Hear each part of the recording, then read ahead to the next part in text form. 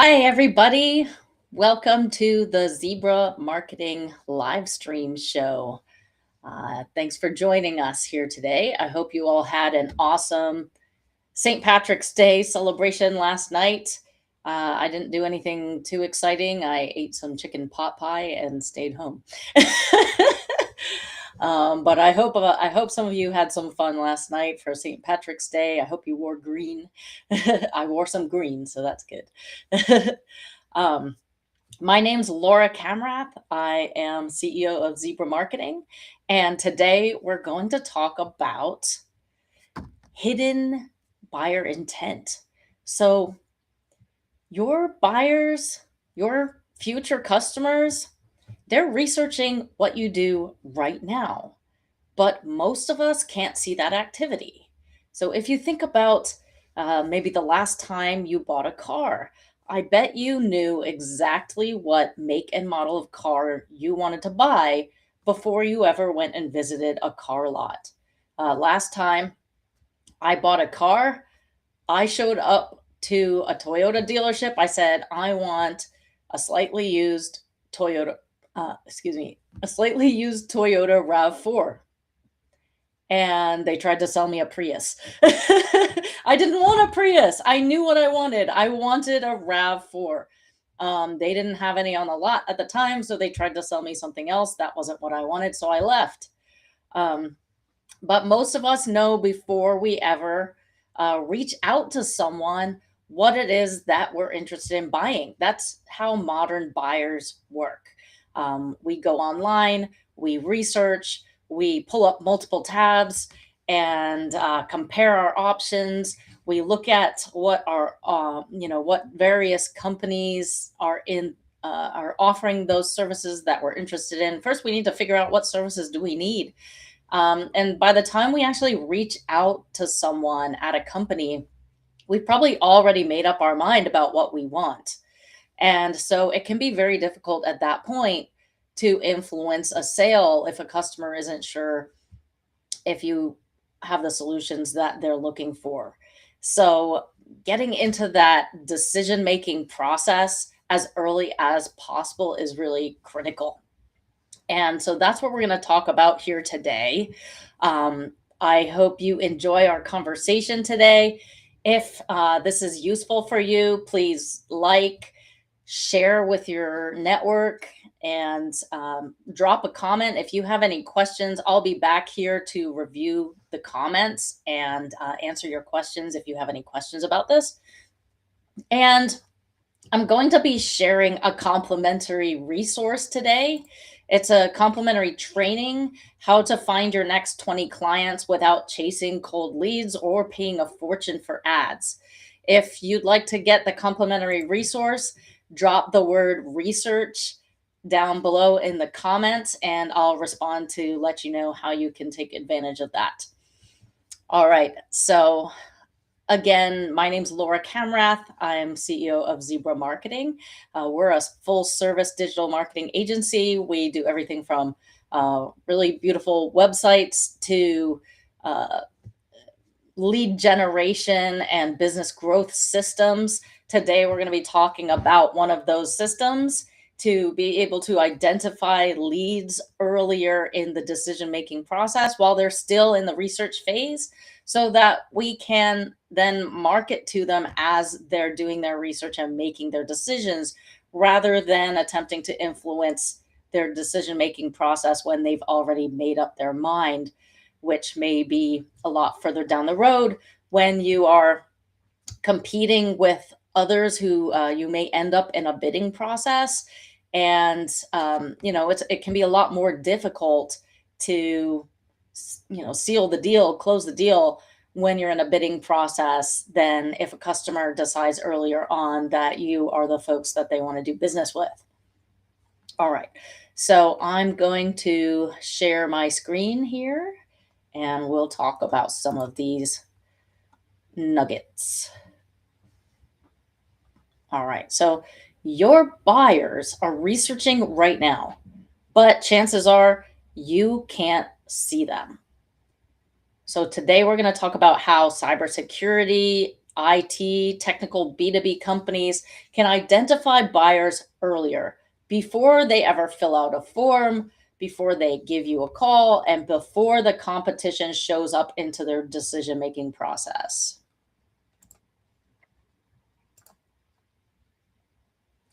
The biggest mistake most companies make is the false assumption. They assume that buyers only exist after a form is filled out or after they give you a call or after they've made an inquiry. But if there's no submission or there's no inquiry made, there's no buyer. So then there's no lead and there's no pipeline. And the dangerous result is that this assumption blinds companies to an entire stage of the buying journey, the stage where decisions are actually being shaped and where the competitive advantage is won or lost. Quick question for you. Have you ever discovered a deal and realized the buyer had been researching for weeks before you even know that they existed or that they had an interest? There's that moment when you realize someone was already deep into the evaluation mode and you had no idea of their existence. And that is more common than most sales teams care to admit. It's not a fluke, it's a pattern. This pretty much was used to be standard practice. I mean, we just didn't know because we didn't have any way of knowing who was beginning to research and look for our services. So, again, if you comment the word research below, and share your experience, is this something that you experienced? Do you have questions about it? Drop the word research below, drop your comments and questions below, and I will let you know how you can take advantage of the complimentary resource, How to Find Your Next 20 Clients Without Chasing Cold Leads or Paying a Fortune for Ads. So, how far do you think that buyers might be in the decision making process by the time they decide to reach out to you? They've already been considering their options probably for some time by the time they decide that they're going to reach out to you or a competitor. Most companies believe that, the traditional demand gen model, it treats buyer intent as a binary event. Either they've taken a tracked action or they don't exist yet. So either maybe they filled out a form, maybe they booked a call, maybe they sent an email. And, under this model, the demand begins the moment that they contact you, they get in touch. But by then, the buyer has already done most of their research without you being involved.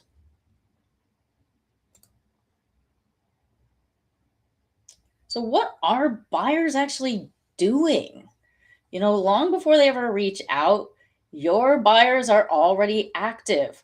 Their journey is underway. They're doing their research, and unfortunately, we just don't tend to know about it. They are reading about their options. They are learning about what they might need. They are consuming blog posts, white papers, case studies, third party reviews to build their understanding of the problem space and the potential solutions that might help solve their problem. They are comparing vendors. They're doing side by side evaluations of solutions, pricing pages, feature sets, and they're often looking across multiple sessions and stakeholders. And, once they know what it is they might think will solve their problem, then they're looking to find out who is the right company to help us solve this problem. Who is the best in this space? Who is the, priced the right affordability level, whatever that is. And they're discussing internally with their teams. They're sharing their findings with their colleagues, their security leads, their decision makers. They're building internal consensus before any vendor is contacted. And most of this happens quietly with no trace in your CRM, no contact from them. You don't know that they're looking. You don't know that they're comparing your services. They don't know, you don't know that they're researching you. So the hidden problem, we have a visibility gap. There's a significant stretch of the buying journey, sometimes weeks or months, where buyers are actively researching, evaluating, and forming preferences. During this entire window, most vendors are completely blind to that activity. So, B2B sales, technology sales, this is not like walking into a grocery store and deciding which bag of chips you want to buy. There is a much longer sales cycle typically. There is a higher risk level. And so people, our customers really want to get it right. So sometimes they're researching for a long time. It could be months, it could be weeks. Unless it's a immediate issue like, oh my God, we got hacked. We have to find somebody right now. In which case, they're still going to be comparing their options, but they might be a little bit less concerned about who they choose so much as this company can actually solve the problem. So when it comes to our retained services and partnering with a company, oftentimes our customers are considering their options for that, for potentially years sometimes. So, when you're able to see that activity and know that they're looking, that's huge. That gives you the opportunity to start reaching out to them, start influencing their buying process and their decision making process. When you only see buyers after the process is already underway, by the time you have a name, an email, a lead record, the buyer has already defined their requirements, shortlisted competitors, and built internal momentum for the decision that they think is right.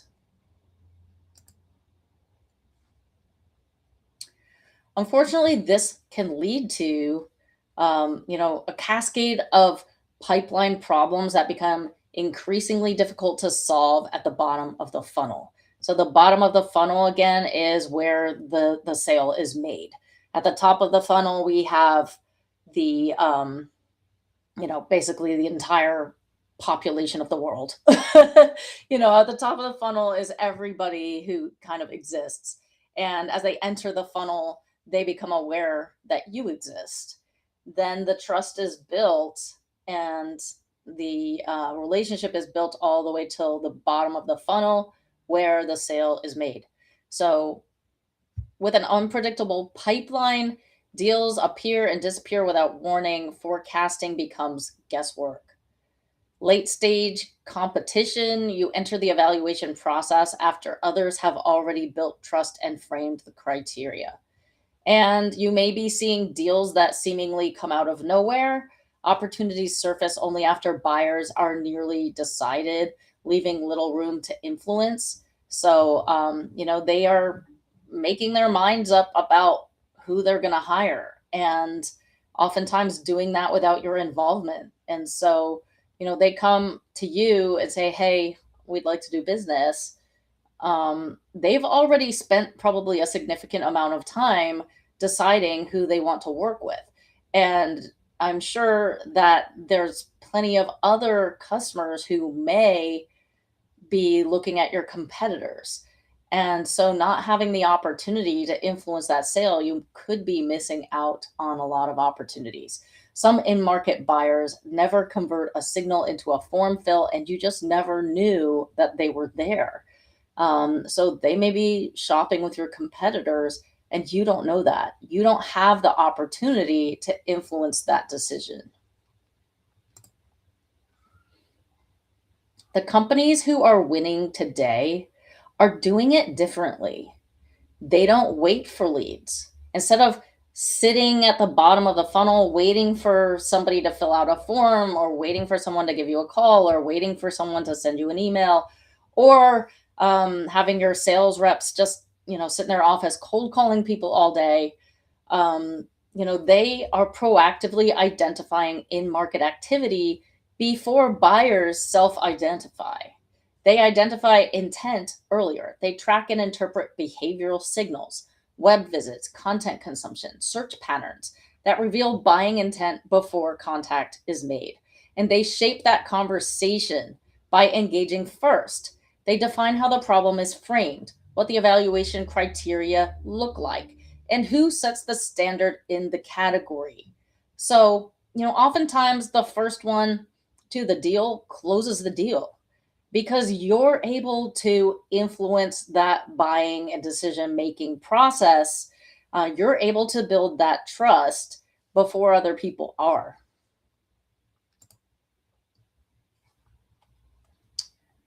So, today we're going to walk through a step by step look at the buyer journey that most companies never see and how to change that.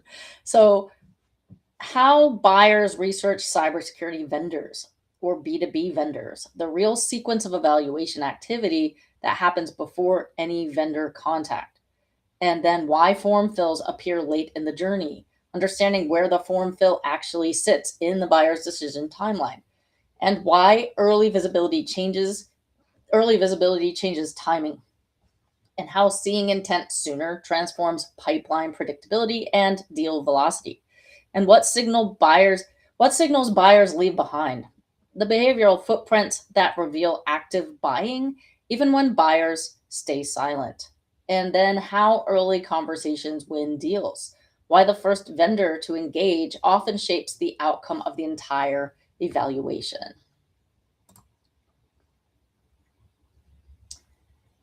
So, how do buyers actually evaluate vendors? The modern B2B buyer doesn't call a vendor to start their research. They open a browser and often stay there for a long time. They open multiple tabs. They are simultaneously viewing 3 to 5 vendor websites. They're comparing positioning and capabilities side by side.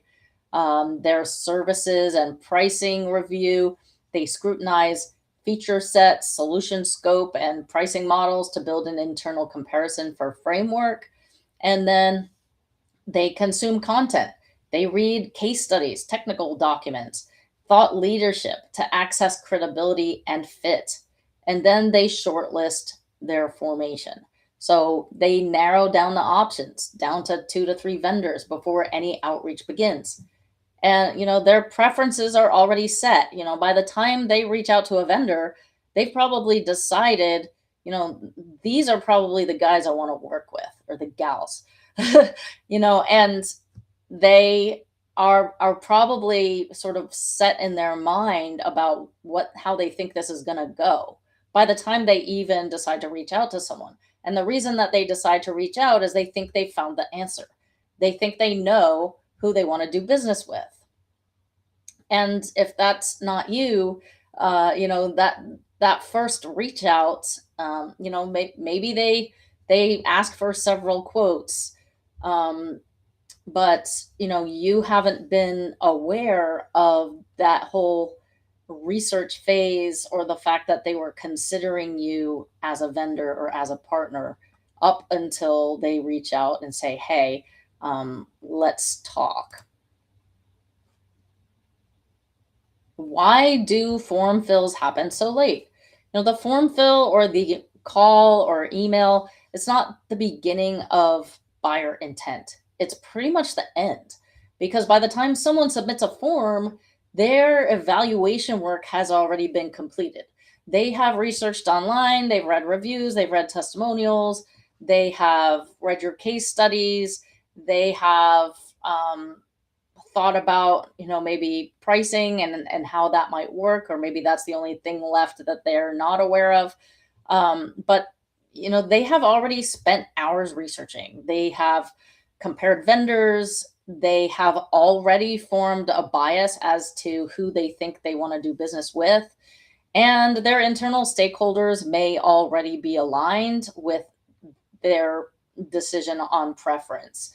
So, they might have already gone to their colleagues and said, hey, I think that these guys are going to be the best ones. They have what we need.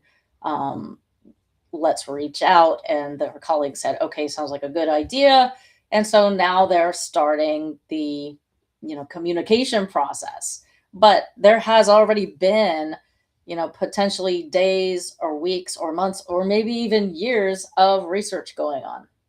So where you actually stand, you're not at the beginning of the conversation, you're often in the middle. The buyer has a mental model of the problem. They have a sense of what good looks like and a short list forming in their mind, all before you receive a single notification or any contact from them. Early visibility changes everything. So if you can shift the visibility window earlier in the journey, that's not just a tactical improvement, it fundamentally changes how your pipeline behaves because you can start conversations sooner. You can engage buyers when they're still forming opinions and not after they've already made their decision. Your response time improves. So your first outreach lands when the buyer is in active research mode, increasing relevance and reply rates. You can build trust earlier. You have more touch points, more context, more value delivered before the formal sales process begins. And, you know, your pipeline that maybe is currently feeling unpredictable, when you see in market activity earlier, instead of having pipeline surprises when, deals just materialize and you're not sure how they figured out about you, oh, did they see us at a conference? Did they, where did they come from? I don't know. Well, instead of that, you have a system that replaces this kind of sort of spray and pray approach where you have lots of uh, touch points and you're not really sure why they reached out or what was it that changed their mind or made their decision making process come to the point of reaching out to you. But now you have a system. Now you know that you were able to see that they were researching and you were able to reach out to them and you were able to influence their decision making process, and you know exactly where those leads are coming from.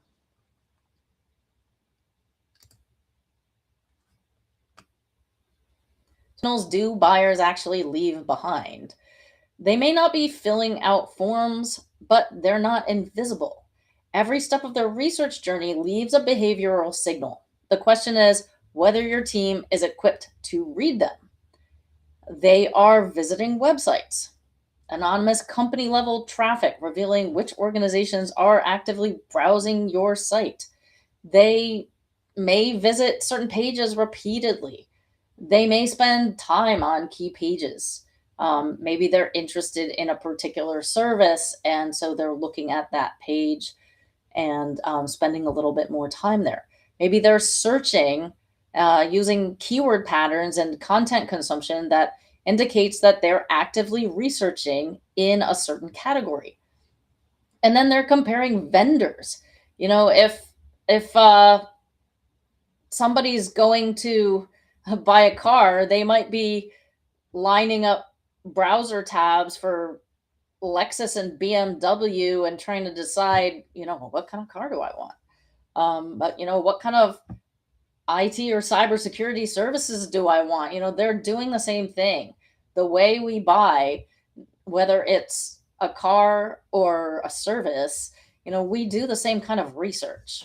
And so we are looking at competitors. We're looking to see who is the right company for us to partner with. So, somebody goes to a website once, maybe maybe they stumbled on it by accident or something. But, when it's repeated signals and they're visiting websites, they're, you know, visiting pages, they're downloading content, they're comparing vendors, they're searching online. That really indicates a in-market buyer activity. And so these in-market buyer activities, we are able to identify them And then we're able to say, yes, this is somebody who is researching for this type of service. We're able to say, yes, okay, this company visited your website, and we're able to identify that person. Uh, Maybe they are researching competitors' websites. We're able to identify that person. And then you're able to reach out and begin marketing to them before they ever fill out a form or give you a call or send you an email. So when these signals converge around the same company or the same individual, you're no longer guessing. You're identifying a buyer who is actively in market before they've raised their hand and said, hey, I'm interested. So, why early conversations win? Timing in B2B sales isn't just an advantage, it's often the deciding factor. The vendor who arrives first has an outsized ability to shape the outcome of the sale. You can frame the problem. When you're first, you define how the challenge is understood. And naturally, your solution fits the frame you've built. You can build trust before the RFP. Multiple early touch points create familiarity and credibility that late entrants simply cannot replicate under deadline pressure. And you can influence evaluation criteria. The vendor who engages earliest often shapes what good looks like, making it harder for competitors to score well on criteria designed around your strengths. So, you're able to get into that deal earlier and build that trust, frame the problem, influence the decision. So, this is not a lead problem, it's a visibility problem. Most companies, they don't interpret a quiet pipeline as a demand problem, and they respond by spending more on ads, producing more content, pushing harder on outreach. But the issue isn't that the buyers aren't there, they're just not being reached. Most companies are already being researched by in market buyers, but they don't have the systems or signals in place to know that that's happening when it really counts. The buyers exist, the intent exists. What's missing is the visibility infrastructure into being able to surface it at the right moment. So, if you want to see how this works, and if this resonates with you, if you've ever felt like deals are showing up later than they should, or kind of coming out of nowhere, or that your pipeline is harder to predict than it should be, then here's how to learn more. You can comment below, drop the word research in the comments, and I'll personally show you how companies in cybersecurity and IT and technical B2B are uncovering buyer intent earlier. And then we'll help you see the signals. I'll walk you through the specific signals, tools, and frameworks being used to identify in market buyers before they fill out a form. And then we'll apply it to your pipeline. We'll look at how this approach maps to your specific buyer journey, your ideal customer, and your sales motion.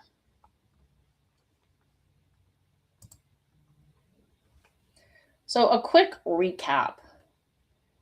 We've got buyers researching. Most companies are missing that research phase.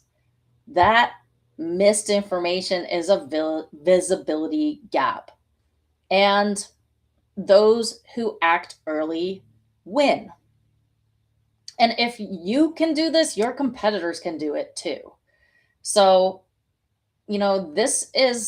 this is a competitive advantage that those who get in on this and they do this right, um, they are going to win more often than not to become market leaders. The companies who are closing this gap aren't doing anything magical. They're simply seeing what their buyers are doing earlier and acting on that intelligence before the competition even knows there's an opportunity in play. So I'm going to be live here every Wednesday at 11 a.m. CST. Each week, I'm going to break down the frameworks, signals, and strategies that growth focused teams at cybersecurity and technical companies are using to build smarter, more predictable pipelines. We'll talk about buyer intent, how to identify and act on in market signals before your competitors do. We'll talk about pipeline visibility, frameworks for making your pipeline more predictable and less reactive. And we'll talk about growth strategy, go to market thinking built specifically for technical and cybersecurity companies.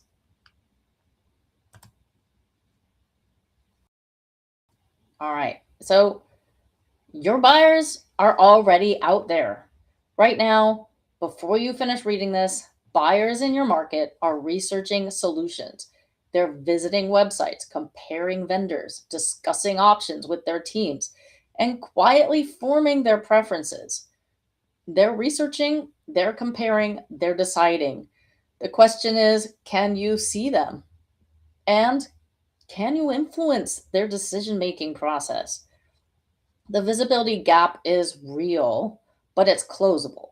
The companies that close it first don't just win more deals, they win them earlier, faster, and on their own terms.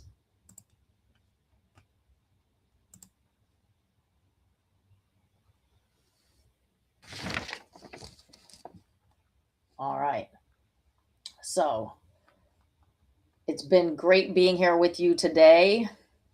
Um, Again, if you'd like to take advantage of the complimentary training, how to find your next client, your next 20 clients without chasing cold leads or paying a fortune for ads, drop the word research below.